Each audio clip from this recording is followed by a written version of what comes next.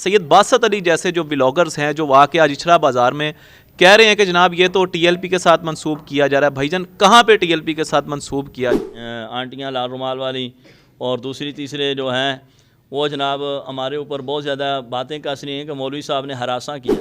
تحقیق کے بغیر کیسے وہاں پہ نعرے لگ سکتے ہیں کہ گستاخ رسول کی ایک سزا سر تن سے جدا؟ اس عورت نے اگر گستاخی کی ہی نہیں ہے تو اس کی معافی کیوں مانگی؟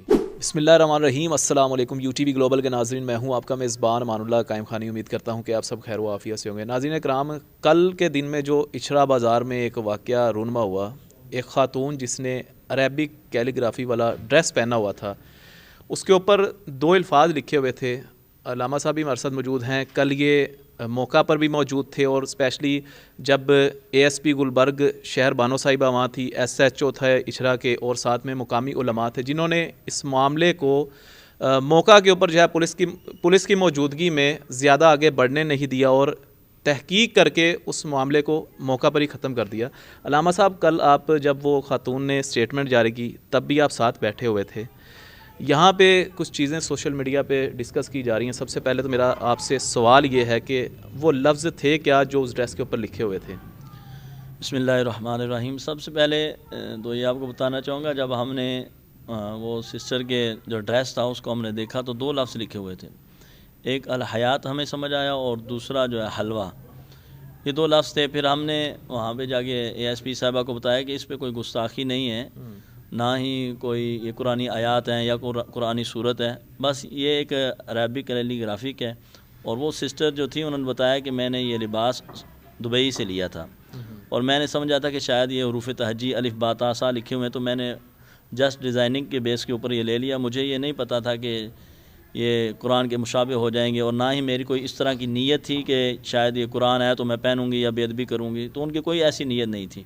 تو ہم نے بھی انہیں یہی بتایا کہ آپ کا یہ جو عمل تھا یہ لگ رہا تھا کہ شاید چونکہ یہاں پہ سارے عربی ہیں لوگ تو ہیں نہیں، اجمی لوگ ہیں، پاکستانی ہیں، تو حافظ قرآن تو نہیں ہے سارے، نہ ہی قرآن پڑھے ہیں، تو لوگوں نے یہ سمجھا کہ شاید قرآن لکھا ہوا ہے، جس کی وجہ سے یہ معاملہ اتنا اوپر ہوا۔ اور ہم نے وہاں پہ جا کے پھر اے ایس پی صاحبہ کو بتایا کہ کوئی گستاخی نہیں، کوئی بے ادبی نہیں ہے، صرف انہوں نے جو یہ لباس پہنا اس کی وجہ سے اشتعال پھیلا ہے، ان کو یہ لباس پہننا نہیں چاہیے تھا۔ ثاقب رضوی صاحب، مجھے یہ بتائیے گا کہ وہ عوام جو وہاں پہ مشتعل عوام تھی، انہیں آپ کیا میسیج دینا چاہتے ہیں جو اسپیشلی فوری طور پہ جو ہے وہ کسی بھی چیز کے معاملے کی تہہ تک خود پہنچ جاتے ہیں، جبکہ قانون نافذ کرنے والے ادارے بھی موجود ہیں، جیسے وہاں پہ کل اے ایس پی صاحبہ بھی آئیں، اور ساتھ میں مقامی علماء جو وہاں پہ موجود تھے، آپ بھی ان میں موجود تھے۔ تحقیق کے بغیر کیسے وہاں پہ نعرے لگ سکتے ہیں کہ گستاخ رسول کی ایک سزا سر تن سے جدا، سر تن سے جدا؟ اس حوالے سے کیا اویئرنیس دینا چاہیں گے آپ؟ جی بالکل ایسا ہے، واقعی ہی یہ ہمارے عوام کی جہالت ہے۔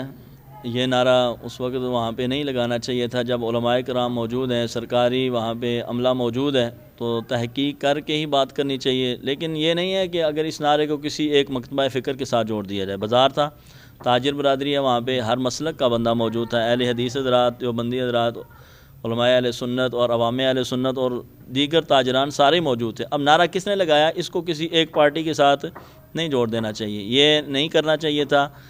ہم نے الحمدللہ تحریک لبیک کے جتنے بھی لوگ ہیں، ہم نے اس کو معاملے کو پولیس تک پہنچایا اور بالکل جو ہے اچھے طریقہ کے ساتھ معاملات کو ہینڈل کیا ہے۔ کوئی وہاں پہ کسی نے تشدد نہیں کیا، کسی نے ایسی بات نہیں کی جس کی وجہ سے ایک پارٹی کے اوپر آبجیکشن لگا دیے جائیں۔ سر کیا سمجھتے ہیں معاملات آپ کہہ رہے ہیں جی کسی ایک پارٹی کے ساتھ منسوب کیوں کیے جا رہے ہیں؟ اچھا، آپ لوگ تو وہاں پہ معاملات حل کرنے والے تھے، تو پھر کیوں ٹی ایل پی کے ساتھ جو ہے وہ وابستہ کیے جا رہے ہیں اس طرح کے معاملات؟ سید باسط علی بھی ایک بلاگر ہیں، انہوں نے بھی آج کے بلاگ میں اچھرا بازار میں جو ہے وہ جا کے اسپیشلی ٹی ایل پی کا نام ہے ہی نہیں۔ ناظرین کرام، میں حقائق آپ کے سامنے اس لیے رکھ رہا ہوں کہ کل یہ وہ علماء ہیں جو موقع پہ پہنچے اور اس معاملے کو فوری طور پہ تحقیق کر کے حل کروایا ان علماء نے۔ تو پھر سید باسط علی جیسے جو بلاگرز ہیں جو واقعہ آج اچھرا بازار میں کہہ رہے ہیں کہ جناب یہ تو ٹی ایل پی کے ساتھ منسوب کیا جا رہا ہے، بھائی جان کہاں پہ ٹی ایل پی کے ساتھ منسوب کیا گیا ہے؟ سر کیا کہیں گے اس حوالے سے، ٹی ایل پی کے ساتھ کیوں منسوب کیا جا رہا ہے؟ جی میں تو یہی سمجھتا ہوں کہ یہ جہالت ہے، اور شاید کوئی ان کی آپ کا تعلق ٹی ایل پی سے ہے؟ جی میرا الحمدللہ ٹی ایل پی کے ساتھ تعلق ہے۔ تو آپ لوگ اگر موقع پہ نہ پہنچتے تو کیا ہو جانا تھا؟ جی وہاں پہ ہمیں یہ خوف تھا کہ اس بہن کے اوپر کوئی تشدد کرتا، اور یہ بھی ہو سکتا تھا شاید اس پہ کوئی حملہ کرتا اور اس کی جان چلی جاتی یا وہ زخمی ہو جاتی. تو وہاں پہ ہمارے جو ٹی ایل پی کے نوجوان تھے انہوں نے بڑی اچھے طریقے سے اس بہن کی حفاظت کی ہے اور پولیس تک باعزت پہنچایا ہے. تو ٹی ایل پی والے تو بیسکلی بچانے والوں میں سے تھے، تو وہ لوگ جو ٹی ایل پی کو کریٹیسائز کر رہے ہیں انہیں کیا کہنا چاہیں گے؟ ہاں جی، تحریک کے ساتھ جو لوگ اس معاملے کو جوڑ رہے ہیں یا تو ان کی کوئی ذاتی تحریک کے ساتھ دشمنی ہے، اور دوسرا یہ ہے کہ وہ عدم علم کی بنیاد کے اوپر جو ہے یہ بات کر رہے ہیں، اور یہ ایک بہتان تراشی ہے اور اس کی بہت سخت سزا ہے. ایسا کسی کی ذات کے اوپر یا کسی جماعت کے اوپر جو ہے لیبل جو ہے نہیں لگانا چاہیے. دوسری یہ بات ہے کہ تحریک لبیک یا رسول اللہ کے بارے میں پوری دنیا کو معلوم ہے. ہم نے ختم نبوت کے لیے تقریباً 52-54 شہداء اٹھائے ہیں اور کوئی بھی ملک کے اندر افراتفری نہیں ہوئی. یہاں تک کہ اب آپ دیکھیں یہ الیکشن کے اندر ہمارے ساتھ پورے ملک کے اندر جو ووٹ کے اوپر ڈاکہ ڈالا گیا، ہمارے امیر محترم علامہ سعد حسین رضوی صاحب نے کوئی اس کے بارے میں ایسا نہیں بیان دیا کہ جس کی وجہ سے کارکنان کے اندر اشتعال پھیلے، بلکہ انہوں نے یہی کہا ہے کہ ہم انشاءاللہ 100 مرتبہ بھی اس نظام کے اندر آئیں گے اور اچھے طریقہ کے ساتھ جو ایک سسٹم ہے اس کے مطابق ہی الیکشن لڑتے رہیں گے. ہاں ختم نبوت اور ناموس رسالت کے لیے ہماری جانیں ہر وقت حاضر ہیں، لیکن ہم ووٹ کو لے کر ملک پاکستان کے حالات کو برباد نہیں کریں گے. سر میرا آخری کویسچن ہے آپ سے، مجھے بتائیے گا کہ سوشل میڈیا پہ ایک کویسچن بڑا ہائی لائٹ کیا جا رہا ہے کہ اس عورت نے اگر اس کے ڈریس کے اوپر قرآنی آیات لکھی ہی نہیں ہوئی تھی، اگر اس نے گستاخی کی ہی نہیں ہے، تو ان علماء اور وہ جو قانون نافذ کرنے والے ادارے کے لوگ موجود تھے، ان کے درمیان میں اس عورت نے اگر گستاخی کی ہی نہیں ہے تو اس کی معافی کیوں مانگی؟ اچھا، اس میں ایک ایگزامپل دینا چاہوں گا. سب سے پہلے آپ یہ دیکھیں کہ ایک معاشرہ ہے، ہر معاشرے کا اپنا کلچر ہوتا ہے. جیسے عربی کلچر الگ ہے، ایرانی کلچر الگ ہے، مصری کلچر الگ ہے، پاکستانی کلچر الگ ہے. ہمارے ہاں بھی ایسا ہی ہے کہ پہلی تو بات یہ ہے کہ ہم نے اس بہن کو گستاخی کا کہا ہی نہیں ہے.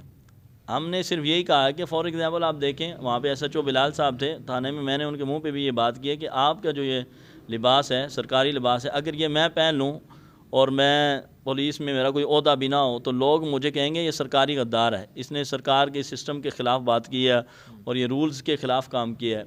تو اس وقت بھی مجھے اگر کوئی بندہ پکڑے گا تو یہی کہے گا کہ آپ آن دی ریکارڈ سب سے معافی مانگیں، آپ نے ایک ادارے کی بے حرمتی کی ہے اور وہاں پہ آپ چونکہ ہے نہیں تھے، آپ کا عہدہ نہیں تھا، آپ نے یہ کپڑے پہن کے لوگوں کو دھوکہ دیا ہے. ہم نے بھی اسی طرح اس بہن کو کہا کہ اگرچہ یہ عربک نہیں ہے، عربک ہے اور کیلی گرافی ہے، قرآن پاک نہیں ہے، صورتیں نہیں ہیں، لیکن ہے چونکہ عربی، تو عوام نے یہی سمجھا کہ شاید قرآن پاک لکھا ہے، کیونکہ سارے حافظ قرآن تو ہے نہیں، سارے لوگ ناظرہ خان بھی نہیں ہیں، سارے لوگوں کو پتہ بھی نہیں ہوتا، تو لوگوں نے یہ سمجھا کہ شاید قرآن لکھا ہے، جس کی وجہ سے وہاں پہ اشتعال پھیلا. ہم نے اس بہن کو کہا کہ آپ اس کے اوپر معذرت کریں گے، آئندہ میں ایسا لباس نہیں پہنوں گی جس کی وجہ سے عوام کے اندر یا مسلمانوں کے اندر اشتعال انگیزی جنم لے. تو اس کے اوپر ہم نے ان کو صرف سوری کہا، اور اس وجہ سے بھی کروائی ہے تاکہ بہت سارے معاملات تھے کہ لوگ یہ سمجھیں کہ شاید انہوں نے اندرون کھاتا ہی اس کو کہیں آگے پیچھے کر دیا ہے. اور ایک میں وہاں پہ ویڈیو میں اشارہ کروں اس بہن کو ایسے، تو اس کے اوپر بہت سارے آنٹیاں لال رومال والی اور دوسری تیسرے جو ہیں وہ جناب ہمارے اوپر بہت زیادہ باتیں کس رہی ہیں کہ مولوی صاحب نے ہراساں کیا. بھائی ہم ہراساں کیسے کر سکتے تھے؟ سرکاری ادارے میں ہم بیٹھے ہیں، اے ایس پی صاحب ہمارے پاس کھڑی ہیں، ایس ایچ او صاحب ہمارے پاس کھڑے ہیں، سارا عملہ ان کا ہمارے پاس کھڑا ہے، ہم ان کے دفتر میں بیٹھے ہوئے ہیں اور وہ عورت ان کی کسٹڈی میں ہے. اب ہم کیسے اس کو ہراساں کر سکتے ہیں؟ سارے علماء کرام موجود ہیں، اکیلا تو ہے ہی نہیں. صرف میں نے ان کو جو اشارہ کیا تھا یہ تھا کہ ان کے بارے میں یہ مشہور کر دیا گیا کہ وہ قادیانی ہیں. تو میں نے انہیں کہا کہ میری بہن آپ بتائیں تاکہ لوگوں کے اندر یہ جو کنفیوژن ہے وہ دور ہو جائے اور آپ سیو ہو جائیں، تاکہ آپ کو نیکسٹ کوئی بندہ تکلیف نہ پہنچائے. اب اگر اس بات کی کلیئرنس وہاں پیش نہ ہم کرتے تو اس بہن کے بارے میں سب کو ڈاؤٹ رہتا کہ انہوں نے تو یہ بتایا نہیں، تو وہ تو قادیانی تھی. تو پھر میں نے جب یہ اشارہ کیا تو ان کو سمجھایا کہ آپ بتائیں آپ کون ہیں. تو انہوں نے کہا جی میرا تعلق مسئلے کے حق اہل سنت و جماعت کے ساتھ ہے، میرے سسر حافظ قرآن ہے. تو یہ ساری اس وجہ سے کلیئرنس ان سے پیش کروائی تاکہ وہ سیو ہو جائیں. اور اس میں کوئی ہم نے نمبر نہیں لینے تھے، نہ ہی ہم نے کوئی ایسا مسئلہ تھا، اور لوگوں نے اس کو بہت نیگیٹو لے کے سوشل میڈیا کے اوپر بکواسات کی ہیں، حالانکہ ایسا نہیں کرنا چاہیے. بس یہ سیفٹی کے لیے ہم نے اس بین سے یہ بات کہلوائی تھی. سر لاسٹ میں صرف اویئرنیس کے لیے میسیج دے دیں، کیا میسیج دینا چاہتے ہیں جو وہاں پہ مشتعل ہجوم تھا ان کے لیے کیا کہنا چاہیں گے؟ کیا قرآن سے دوری ہے؟ کیا علم سے دوری ہے؟ جی یہ بالکل، جب آپ کے نظام کے اندر وہ شاعر نے کہا تھا بربادی گلستان کے لیے ایک ہی الو کافی ہے، انجام گلستان کیا ہوگا، ہر شاخ پہ الو بیٹھا ہے۔ یہاں نیچے چپڑاسی سے لے کر جج تک تو سارے لوگ دین سے ناواقف بیٹھے ہیں۔ اگر یہ دین سے ناواقف نہ ہوتے تو چیف جسٹس قادیانیوں کے بارے میں اتنا بڑا غلط بیان نہ دیتا۔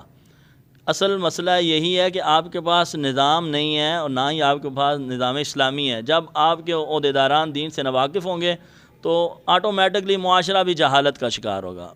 یہ معاشرہ اس وجہ سے جہالت کا شکار ہوا کہ یہاں ہمارے اوپر جو سرکاری عہدیداران ہیں وہ خود دین سے نابلد ہیں۔ جب دین ہوگا، ان کو اویئرنس ملکی سطح پہ دی جائے گی تو ایسا کوئی مسئلہ پیش نہیں آئے گا۔ سر بہت شکریہ آپ کا۔